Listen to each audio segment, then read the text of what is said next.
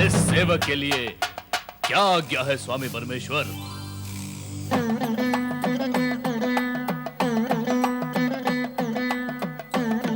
हे असुर, तुम भस्म से उत्पन्न हुए हो, इसलिए तुम्हारा नाम भस्मासुर हुआ।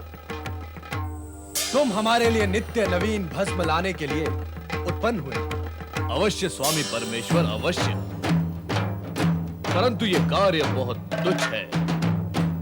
मुझे कोई बड़ा कार्य बताएं। पहले तुम ये तुच्छ कार्य सफलतापूर्वक करो, फिर हम तुम्हें उच्च और बड़ा कार्य भी बताएंगे। जैसी आपकी आज्ञा होगी मैं वैसा ही करूंगा।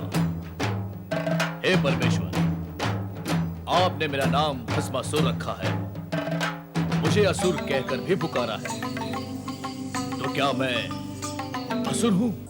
जब हमारे मुख से तुम्हारे लिए असुर शब्द निकला है, तो यह निश्चित है कि तुम असुर ही हो। यदि तुम देव, दानव, मानव अथवा शिवगण होते तो हम तुम्हें उसी नाम से पुकारते। अतः तुम स्वयं को असुर ही समझो। अब जाओ, हमारे लिए भस्म लेकर आओ। जो आज्ञा महादेव।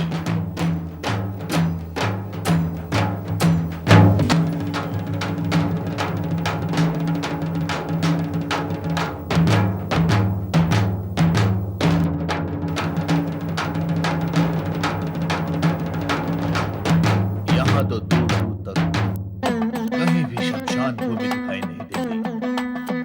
मुझे परमेश्वर के लिए चिता भस्म कहां से प्राप्त होगी?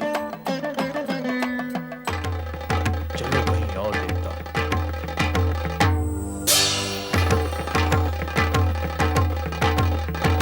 यहां भी कोई शमशान दिखाई नहीं देता। क्या करूं?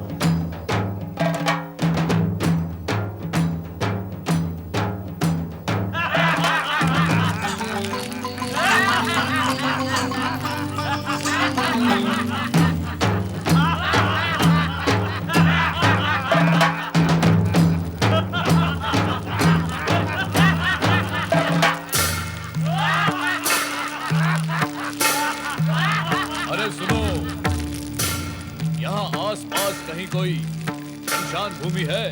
शमशान? वहां क्या करोगे? मुझे चिता भस्म चाहिए। चिता भस्म? कौन हो तुम? चिता भस्म क्यों चाहते हो? क्या करोगे चिता भस्म का? मैं भस्मासुर हूँ।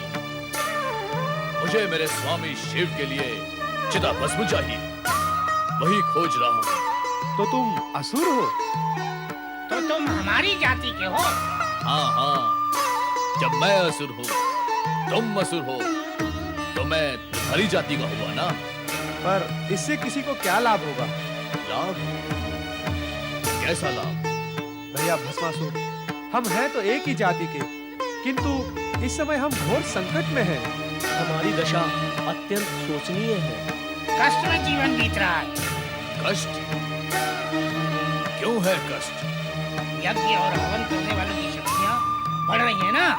तो धर्म की दिव्य शक्ति बढ़ने से हम उनके पास नहीं जा सकते, इसलिए हमारी असुर शक्ति घट रही है। देवताओं, ऋषि मुनियों और मानवों का धर्म और नीति के प्रति इतना अधिक लगाव हो गया है कि उनकी शक्ति के सामने हमारा छल, कपट, हिंसा, क्रोध सभी कुछ व्यर्थ हो गया है। इसीलिए हमें वनों में, गुफाओं में मुंह छिपा के रहना पड़ रहा है। हमें हमारा आहार भी प्राप्त नहीं हो रहा है। केवल वनस्पतियाँ खाकर समय पूरा कर रहे हैं। केवल वनस्पतियां खाकर हम कितने दिन जीवित रह सकते हैं? हम पशु तो है नहीं कि उसी पर आश्रित रहकर सारा जीवन व्यतीत कर ले। बस बस मेरे जाति बंधुओं, बस। इससे अधिक और दुख अब मैं नहीं सुन सकता। तो कोई उपाय करो हमें इस दुख से उबारने के लिए। कहो भाइयों, ये भस्मासुर तुम्हारे लिए क्या कर सकता है? शिव तो तुम्हारे स्वामी हैं। हाँ है। वे बड़े चमत्कारी देवता हैं। उनसे बड़ा चमत्कारी देवता अन्य कोई है ही नहीं। सारा जगत यही कहता है। देव, दानव, मानव सभी सत्य को मानते हैं। तो फिर मुझे क्या करना होगा? तुम उनसे ऐसा कुछ वरदान मांग लो जिससे मानव जाति और देवघर में भय फैल जाए। उससे क्या होगा? उससे तुम अजय हो जाओगे और हम निर्भय हो जाएंगे। मैं अजय हो जाऊंगा और तुम निर्भय हो जाओगे। पर कैसे? अपने स्वामी शिव का वरदान पाकर। और कैसे? वरदान पाते ही तुम अजय और शक्तिशाली हो जाओगे। फिर हम सब मिलकर तुम्हें अपना असुर सम्राट बना लेंगे। और हम तुम्हारे सैनिक बन जाएंगे। तुम मेरे सैनिक और मैं तुम्हारा सम्राट, अजय सम्राट।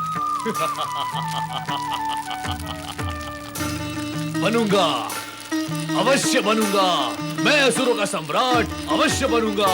किंतु तब बन सकोगे जब अपने चमत्कारी देव स्वामी शिव से वरदान प्राप्त कर लोगे। हाँ, तभी बन सकोगे सम्राट। वो भी प्राप्त कर लूंगा। मैं अपने परमेश्वर शिव से वरदान अवश्य प्राप्त करूंगा।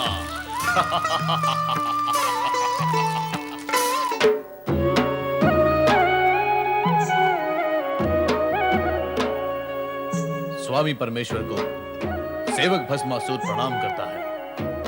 आओ भस्मासुर, भस्म ले आए। आज भस्म नहीं मिली स्वामी परमेश्वर। क्यों? स्वामी परमेश्वर, इस जगत में मनुष्य व असुरों की आयु बढ़ती जा रही है, बढ़ती ही जा रही है। मैं चारों दिशाओं में ढूंढ ढूंढ कर थक गया, परंतु मुझे कहीं भी कोई नई चिता नहीं मिली जहां से मैं भस्म प्राप्त कर सकता। सारे शमशान सूने पड़े। लगता है मृत्यु अपना कार्य नहीं कर रही, इसीलिए प्राणियों ने भी मरना बंद कर दिया है। अब चिंता तो यह है परमेश्वर कि मैं आपकी आज्ञा का पालन कैसे करूं। जितने जन्म होते हैं उतने ही मरण भी होते हैं। जन्म मरण प्रकृति का अटूट नियम है, इसलिए तुम्हें चिंता करने की आवश्यकता नहीं है। ढूंढने पर कहीं न कहीं तुम्हें चिता भस्म अवश्य मिल जाएगी। मैं सारे जगत का चक्कर लगाकर लौटा हूं स्वामी परमेश्वर। भविष्य में भी कोई चिता जलने या उसकी भस्म मिलने की कोई संभावना नहीं है। यदि आप मेरी एक प्रार्थना स्वीकार करें तो भस्म मिलने का उपाय हो सकता है। कैसी प्रार्थना?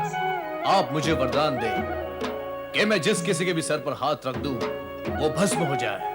इससे क्या होगा भस्मासुर?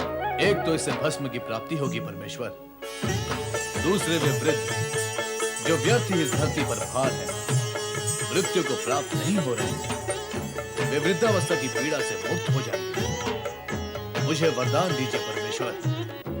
तथास्तु।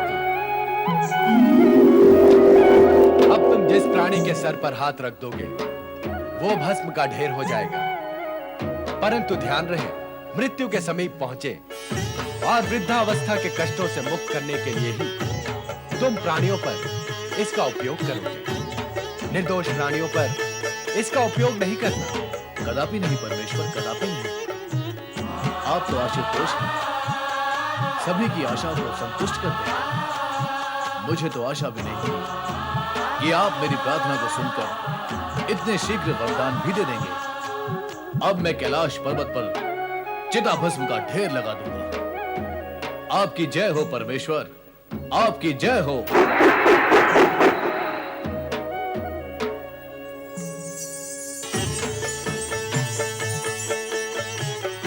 ये आपने क्या किया स्वामी? आप सदा ऐसा ही करते हैं। असुरों को वरदान देकर उन्हें अहंकारी बना देते हैं, फिर वे निर्दोष प्राणियों पर अत्याचार करते हैं। भस्मासुर भी इतना बड़ा वरदान पाकर वैसा ही करेगा। चिंता न करो देवी, भस्मासुर हमारा सेवक है, वो हमारे आज्ञा का उल्लंघन नहीं करेगा। सेवक होने के साथ साथ वो असुर भी तो है स्वामी। और असुर आज्ञा ही क्या, धर्म, नीति, न्याय, मर्यादा सभी का उल्लंघन कर देते हैं। भस्मासुर को इतना बड़ा वरदान देकर आपने अच्छा नहीं किया स्वामी।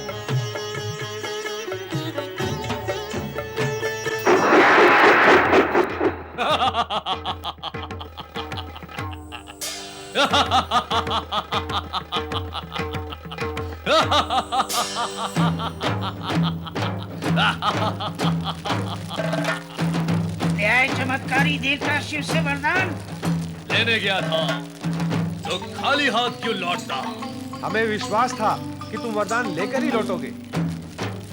पर अब मुझे विश्वास करना है। कैसा विश्वास? स्वामी परमेश्वर ने मुझे वरदान दिया है कि मैं जिस किसी के भी सर पर हाथ रख दूंगा वो भस्म हो जाएगा। असुर सम्राट भस्मासुर की जय! असुर सम्राट भस्मासुर की जय! पर असुर सम्राट, आप विश्वास की बात कर रहे थे। जो अभी आपको करना है वो क्या है?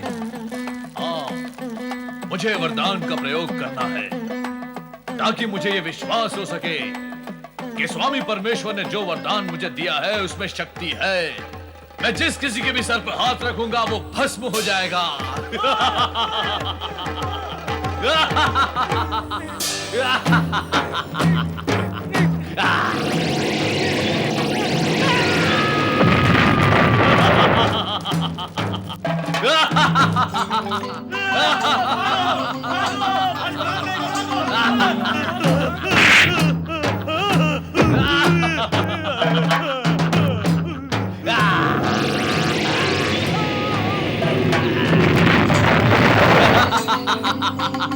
असुर सम्राट, ये आप क्या कर रहे हो? प्रयोग कर रहा हूं। अरे प्रयोग कोई अपनों पर किया जाता है, प्रयोग तो दूसरों पर किया जाता है।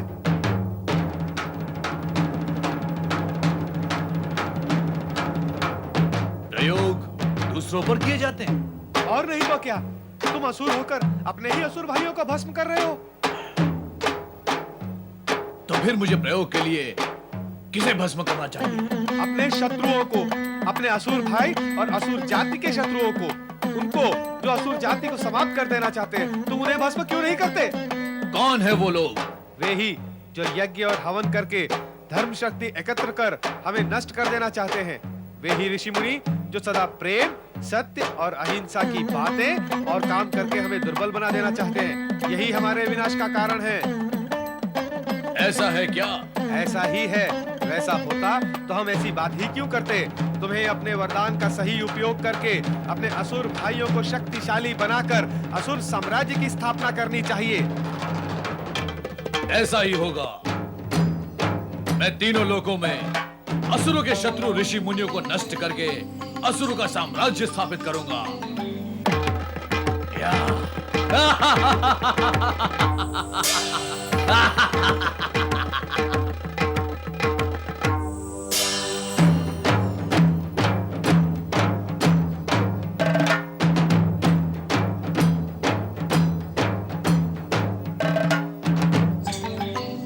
ओम इंद्राय स्वाहा, ओम इंद्राय स्वाहा, ओम इंद्राय स्वाहा, ओम अग्नये स्वाहा।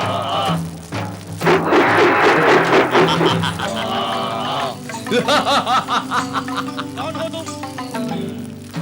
अभी पता चल जाएगा कौन हूं मैं।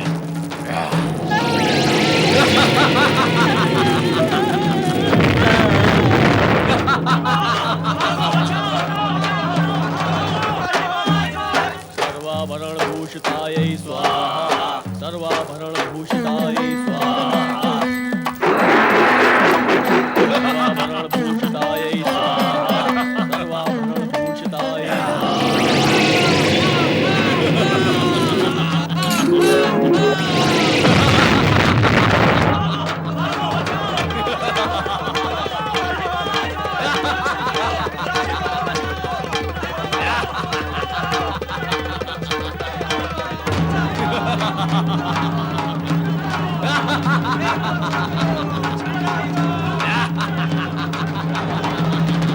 ये दुष्ट भस्मासुर निर्दोष प्राणियों को ही समाप्त करता जा रहा है। ये भी तो मुनि है, इसे भी भस्म करता हूं। अरे रे, ये क्या कर रहे हो भस्मासुर? मुझे भस्म करके तुम्हें क्या मिलेगा? मिलेगा नहीं, मिलेगी तुम्हारी भस्म। मेरी भस्म का तुम्हें क्या उपयोग भस्मासुर? मैं जीर्ण क्षीर्ण दुर्बल काया का दुर्बल प्राणी, मुझे भस्म करके कितनी भस्म प्राप्त होगी तुम्हें? इतनी। सुनो, वही करते रहो जो कर रहे थे। क्या क्या करता रहूं? वही राक्षसों को भस्म करने का कार्य। मोटे मुटल्ले हट्टे कट्टे होते हैं ये राक्षस, उन्हें भस्म करो, चारों ओर भस्म ही भस्म हो जाएगी। हाँ। अरे नारद, क्या तू मुझे मूर्ख समझता है? नहीं नहीं, जब तक तुम्हारे सम्मुख खड़ा हूं तब तक तुम्हें मूर्ख कैसे समझ सकता हूं? नहीं, तू सामने खड़ा होकर ही मुझे मूर्ख समझ रहा है नारद। नहीं नहीं, इसीलिए तो राक्षसों को भस्म करने की कुमंत्रणा दे रहा है। अरे परंतु मैं तुम सब ऋषि, मुनि, देवगण, ब्रह्मा, विष्णु, इंद्र सभी को भस्म करके तीनों लोकों पर विजय प्राप्त करूंगा। परंतु उससे पूर्व मैं सर्वप्रथम तुझे ही भस्म कर अरे दूंगा। भस्मासुर, सर्वप्रथम त्रिलोक पर तो विजय प्राप्त कर लो, फिर नारायण नारायण। महाबली भस्मासुर, असुरराज भस्मासुर, महाबली भस्मासुर। भले पधारे महाबली, भले पधारे भस्मासुर। हमारी व्यथा सुनो असुरराज, हमारी व्यथा सुनो।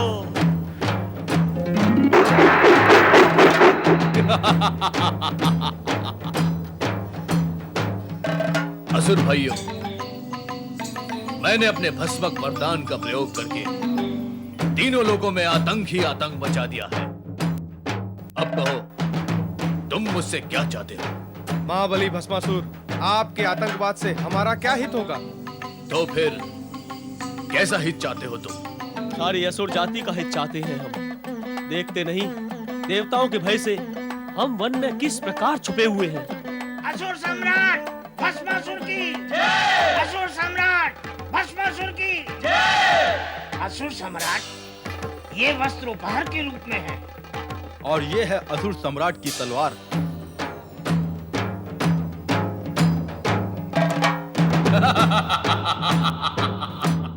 लगता है अब हमारा उद्धार निश्चित है। यदि ऐसा है तो मैं अपने असुर भाइयों के हित और उद्धार के लिए क्या कर सकता हूँ?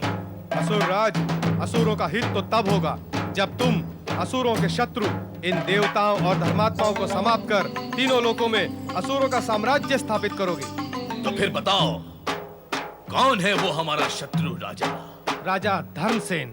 वो ब्रह्मा विष्णु का भक्त और बड़ा धर्मात्मा है। धर्मात्मा? मैं उसका धर्म और उसकी आत्मा दोनों को ही समाप्त कर दूंगा। असुरों के साम्राज्य की स्थापना का कार्य मैं यहीं से आरंभ करता हूँ। देखता हूँ कौन है धर्मसेन। प्रजावत्सल्य न्यायप्रिय महाराजा धर्मसेन की जय। प्रजावत्सल्य न्यायप्रिय महाराजा धर्मसेन की जय। प्रजावत्सल्य न्यायप्रिय महाराजा धर्मसेन की जय। महामंत्री प्रसेनजीत, आज्ञा करें महाराज। हमारी प्रजा के कुशल मंगल के समाचार कहें। महाराज, प्रजा सुखी और प्रसन्न है। राज्य की व्यवस्था सुचारू है। सभी कार्य कुशलतापूर्वक हो रहे हैं। किंतु महाराज। किंतु क्या महामंत्री? रुक क्यों गए? जो भी कहना है निसंकोच कहिए। महाराज, अब तक तो राज्य में सर्वत्र शांति ही थी, किंतु आसपास के राज्यों से भयानक असुर भस्मासुर के अत्याचारों का समाचार सुन सुनकर हमारी प्रजा भयभीत हो उठी है। प्रजा शंकित है कि वो हमारे राज्य में आकर आतंक और अत्याचारों से हमें पीड़ित कर सकता है। कदापि नहीं, सर्वथा नहीं। हम अपनी प्रजा को कभी भी पीड़ित होने नहीं देंगे। महामंत्री, आप इसी समय सेना को आदेश दें कि वो भस्मासुर को समाप्त कर दे।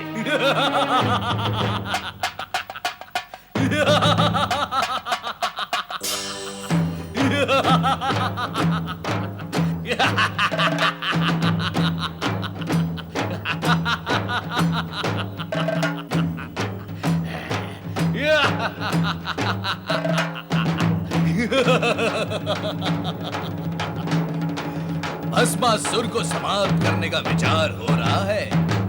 राजा धर्मसेन, क्या ये नहीं जानता कि अब तेरे समाप्त होने का समय समीप आ पहुंचा है? सेनापति, इस दुष्ट को समाप्त कर दो।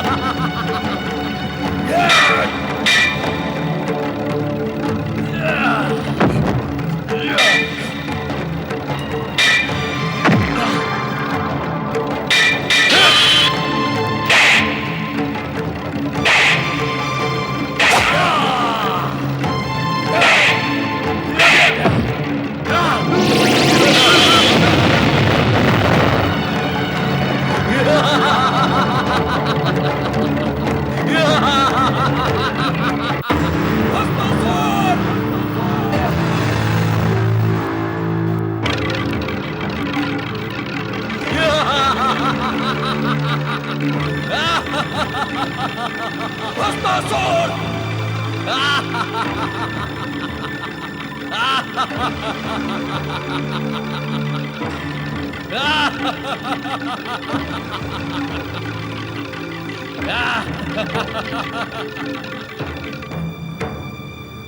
मुझे समाप्त करने का विचार करने वाला राजा धर्मसेन स्वयं समाप्त हो गया और इस राज्य में असुरों का अधिकार स्थापित हो गया। भस्मासुर!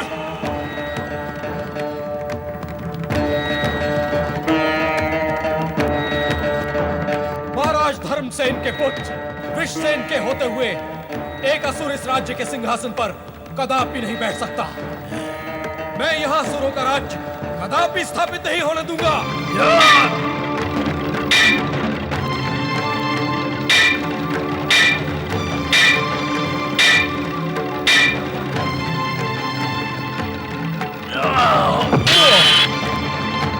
स्वामी, स्वामी एक बहुत भयानक दैत्य है। ये अपने वरदान से आपको ही भस्म कर सकता है, इसलिए यहाँ से भाग चले, इसी में हमारा हित है स्वामी।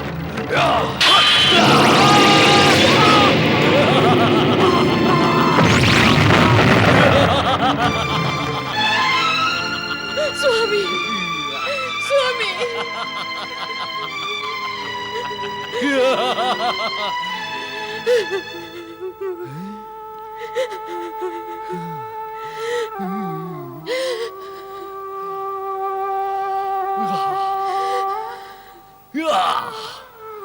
स्वामी, स्वामी, ये क्या हो गया स्वामी? ये क्या हो गया? मैं तो आपको सावधान करने आई थी, किंतु आप असावधान हो गए। इस दुष्ट का कुचक्र चल ही गया स्वामी। इसने आपके प्राण हर ही लिए। अब मैं आपके बिना कैसे जीवित रहूंगी? कैसे?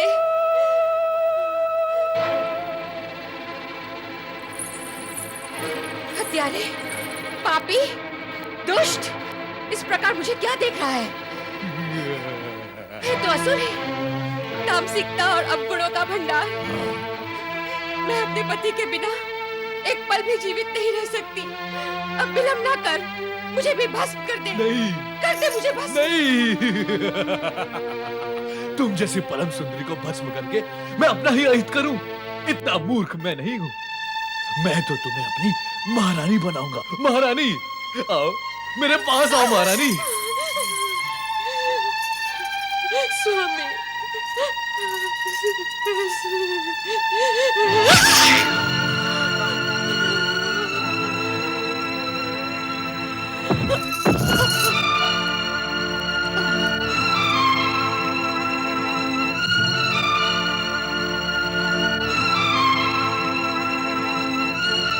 महाबली भस्मासुर की जय, महाबली भस्मासुर की जय, महाबली भस्मासुर की जय, महाबली असुरराज की जय, महाबली असुरराज की जय, महाबली असुरराज की जय, महाबली असुरराज की जय। रक्षा करे भोलेनाथ, रक्षा करे भोलेनाथ, रक्षा करे भोलेनाथ, रक्षा करे। क्या हुआ नारद? इतने व्यग्र क्यों हो रहे हो? ये सब आप ही की कृपा का दुष्परिणाम है भोलेनाथ। तो क्या अब हमारी कृपा से दुष्परिणाम भी होते हैं? अवश्य होते हैं, हुए हैं और हो रहे हैं भोलेनाथ। अयोग्य और दुष्ट प्राणी को यदि ऐसे पद, अधिकार और सुविधाएं दी जाएं जिसके वो योग्य ही नहीं है, तो क्या वो उसका दुरुपयोग नहीं करेगा भोलेनाथ? और फिर उसके दुष्परिणाम नहीं होंगे? तुम किसके विषय में कह रहे हो नारद? आप सब जानते हुए भी भोले बनते हैं, तभी तो आपको सब भोलेनाथ कहते हैं। आप भली भांति जानते हैं कि मैं भस्मासुर के विषय में कह रहा हूं। तुम्हें क्या कष्ट दिया उसने? कष्ट? भोलेनाथ, वो मेरे सर पर हाथ रखने चला था। फिर तुमने क्या किया नारद? प्राण बचाकर भागने के अतिरिक्त मैं करता भी क्या माता? भोलेनाथ, मेरे प्राण तो जैसे तैसे बच गए, किंतु उस दुष्ट असुर ने मृत्यु का नंगा नाच ही आरंभ कर दिया था। भोलेनाथ, वो दुष्ट असुर निर्दोष प्राणियों को भस्म की ढेरी बनाता जा रहा है भोलेनाथ। मेरी समझ में नहीं आता भोलेनाथ, आप क्यों दे देते हैं वरदान ऐसे दुष्ट प्राणियों को जिसके वो योग्य ही नहीं होते? आपकी कृपा और वरदान का कितना अनुचित लाभ उठा लेते हैं ये दुष्ट असुर। माता, भोलेनाथ, मुझे तो लगता है वो संपूर्ण सृष्टि में प्रलय ही मचा देगा। मैंने तो पहले ही कहा था कि ऐसा वरदान पाकर यह असुर उत्पात अवश्य करेगा। इस जगत में ऐसा कौन है जिसने वरदान, अधिकार, पद और सुविधाएं पाकर उत्पात न किया हो? सबके सब आप जैसे कल्याणकारी और भोले भंडारी तो है नहीं भोलेनाथ। पता नहीं क्या स्थिति होगी निर्दोष जन की। चिंता न करो नारद, हम शीघ्र ही इस अनर्थ को रोक देंगे। भस्मासुर, तुरंत उपस्थित हो जाओ।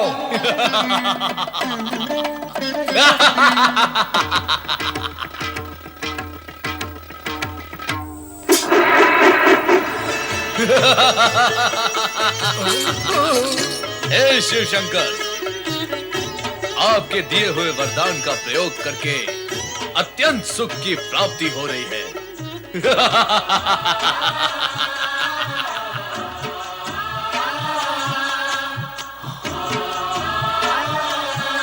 ये सुंदरी कौन है? मुझे इस प्रकार क्रोध से न देखो सुंदरी।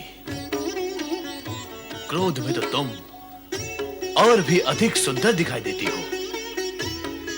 मैं ये सोचता था कि मैं अपने शत्रुओं को समाप्त करने के पश्चात जब इस त्रिलोक का सम्राट बन जाऊंगा तो मेरी साम्राज्ञी कौन होगी?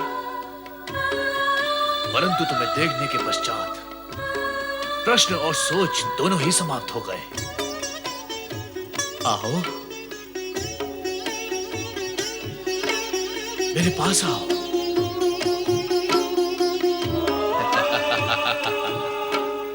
मैं इंद्र को भस्म करके तुम्हें स्वर्ग के सिंहासन पे बिठाऊंगा। दुष्ट भस्मासुर, पार्वती हमारी अर्धांगिनी है और तू हमारा सेवक। वो तुम्हारे माता समान है। इन पर कुदृष्टि डालने का परिणाम जानता है। हम तुम्हें इसी समय भस्म कर देंगे। भस्म करने का काम जब तुम करते थे वो युग गया भस्मधारी। अब भस्म करने का कार्य मैं करता हूं। मैं, इससे पहले कि तुम मुझे भस्म करो, मैं ही तुम्हें भस्म करके इस सुंदरी को अपना बना लेता हूं। वही रुक जा दुष्ट। प्रभु अपनी रक्षा करे। भाग जाए यहाँ से, भाग जाए प्रभु।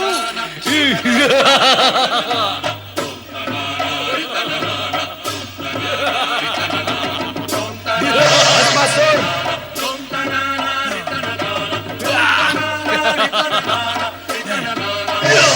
भस्मासुर,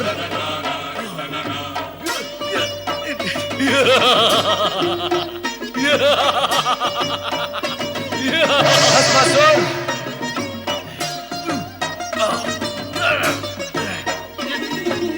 भस्मासुर,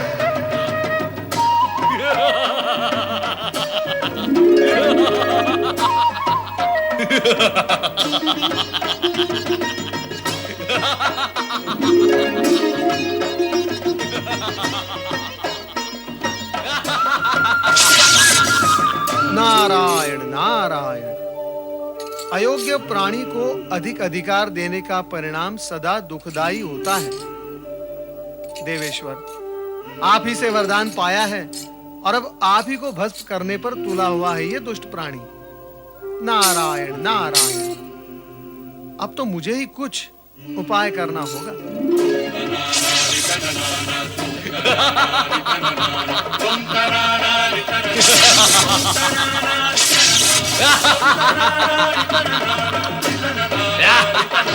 रक्षा करें प्रभु, श्री हरि प्रभु हमारी रक्षा करें। नारद, तुम पर क्या संकट आ पड़ा? नारद, आज तुम्हें रक्षा की आवश्यकता कैसे आन पड़ी? तुम तो संपूर्ण जगत की रक्षा की चिंता किया करते हो। माता, चिंता तो आज भी है, किंतु जगत की नहीं, जगत पिता की। अर्थात? श्री हरि, भस्मासुर को वरदान देकर भगवान भोलेनाथ स्वयं संकट में पड़ गए हैं। वो दुष्ट भस्मासुर भगवान भोलेनाथ के सिर पर हाथ रखकर उन्हें भस्म करना चाहता है। पर नारद, ये भी तो शिवलीला ही है। शिवलीला? श्री हरि, ये कैसी शिवलीला है जिससे प्राण संकट में पड़ जाए? नारद, शिव ऐसी ही लीला करते हैं कि जगत के सारे प्राणी इस सत्य को जान और मान ले कि अयोग्य प्राणी को अधिक अधिकार और वरदान देने से जगत को दुष्परिणाम भोगने पड़ते हैं। किंतु इस समय तो आप उन्हें दुष्परिणाम भोगने से बचाएं। स्वामी, आपने सदा ही शिव पार्वती को संकटों और बाधाओं से उबारा है। आप शीघ्र ही उनकी सहायता करें। वो तो करनी ही होगी।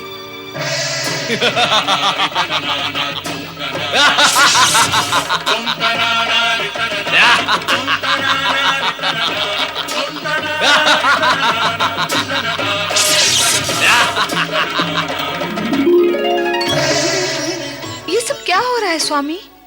कहाँ कहाँ क्या हो रहा है देवी? तीनों लोकों का स्वामी एक दुष्ट, बुद्धिहीन, दुराचारी असुर के सम्मुख इतना विवश, असहाय और पौरुषहीन हो गया है। समय की बलिहारी है देवी, समय की बलिहारी है। हाँ स्वामी, देख रही हूँ समय से हारे हुए बल को, किंतु अब आपकी ये दशा मुझसे देखी नहीं जाती। तो देवी, हमें क्या अपनी ये स्थिति प्रिय लगती है? हम इस अप्रिय स्थिति से स्वयं ऊब चुके हैं। तो फिर विराम क्यों नहीं लगा देते इस स्थिति पर? नहीं, हम अभी ऐसा नहीं कर सकते। ना सही, मैं तो कर सकती हूँ। आप मुझे आज्ञा दें, मैं शक्ति रूप धारण कर उस दुष्ट भस्मासुर को एक क्षण में ही समाप्त कर दूंगी। तुम यदि ऐसा कर दोगी तो हमारे वरदान का क्या होगा जो हमने भस्मासुर को दिया है कि उसे कोई भी नहीं मार सकेगा? यदि तुम्हारे हाथों उसका वध हो जाता है तो हमारी वरदान की महिमा भी समाप्त हो जाएगी। ऐसा हो गया तो जगत के प्राणी भविष्य में हम पर और हमारे वरदान की शक्ति और महिमा पर विश्वास ही नहीं करेंगे। स्वामी, आप तो चारों ओर से विवश हैं। तुम चिंता न करो देवी, हमारी विवशता का शीघ्र ही अंत होगा। कोई ना कोई उपाय अवश्य निकल आएगा। अब तुम शीघ्र ही समाधि स्थल चली जाओ, वहां पर तुम सुरक्षित रहोगे।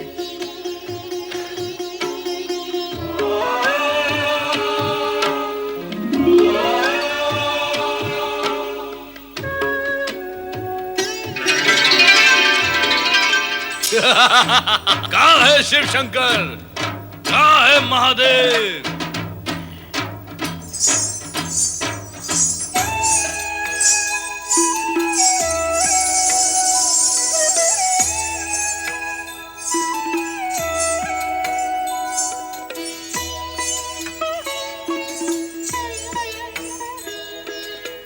इधर देखो वरदायिनी भस्मासुर।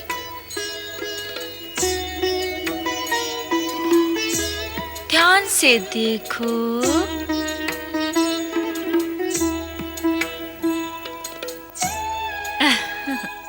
अंतर्दृष्टि से देखोगे तो मैं तुम्हें पार्वती से अधिक सुंदर दिखाई दूंगी। मैं त्रिभुवन मोहिनी हूँ।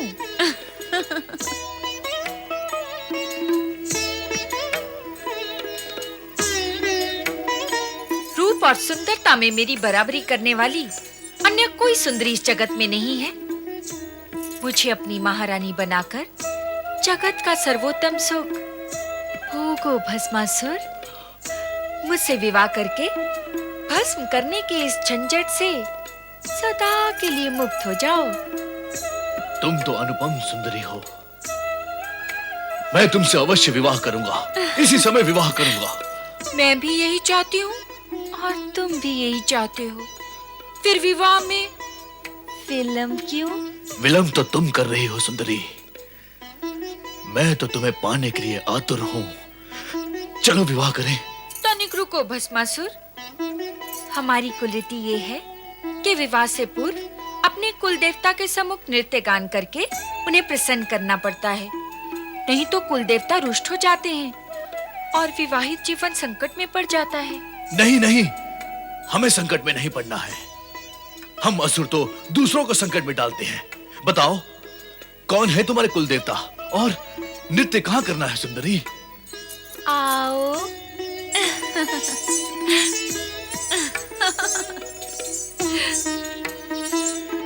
ये वट वृक्ष हमारे कुल देवता हैं। तुम मेरे होने वाले पति हो। हमारी कुल रीति के अनुसार कुल देवता को प्रसन्न करने के लिए तुम्हें उसी भांति नृत्य करना होगा जैसे कि मैं करूंगी। बोलो, करोगे ना? अरे तुम कहोगे तो नृत्य क्या, मैं कुकृत्य भी करूंगा। चलो शीघ्र नृत्य आरंभ करते हैं ताकि नृत्य करके हम शीघ्र विवाह कर सके। तो चलो नृत्य गान आरंभ करते हैं। गान? क्या हुआ, रुक क्यों गए? मैं नृत्य तो कर सकता हूँ परंतु गान नहीं गा सकता। क्यों? मेरा कंठ बेसुरा है। यदि मैंने बेसुरा गीत गाया तो मेरे जाति वाले असुर ये समझकर यहाँ पर आ जाएंगे कि मैं उन्हें पुकार रहा हूँ। नहीं, मैं गाना नहीं गा सकता। अभी अभी तो कह रहे थे कि कुकृत्य भी कर सकते हो। कुकृत्य करना तो हमारा कुलधर्म है सुंदरी, परंतु मैं गीत नहीं गा सकता। तो ठीक है, तुम केवल नृत्य करना, किंतु उसी भांति जैसे कि मैं करूं। वैसा ही करूंगा। चलो शीघ्र नृत्य आरंभ करते हैं ताकि हम शीघ्र विवाह कर सके।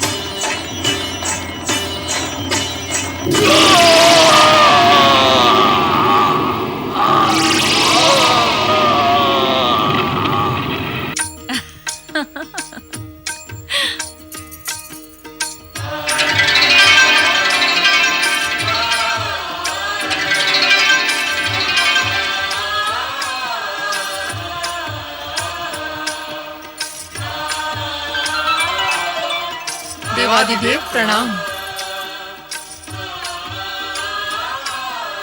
श्री हरि विष्णु, आपने हमारी भूल का परिमार्जन कर दिया।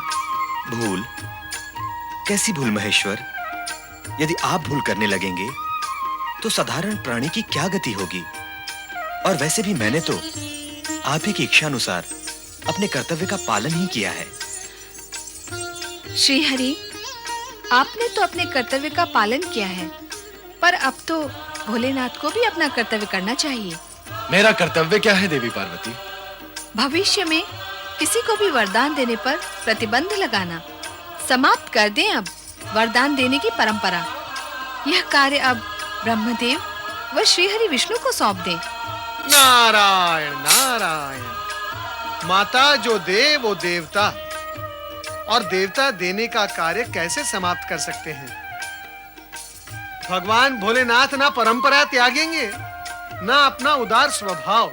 वो तो भोले भंडारी हैं। अर्थात फिर से कोई को पात्र निर्दोष जन पर अत्याचार करने आएगा? नहीं नहीं माता, अब भगवान भोलेनाथ केवल सुपात्र को ही वरदान देंगे। सच्चे भक्तों को हानि भी तो नहीं होनी चाहिए।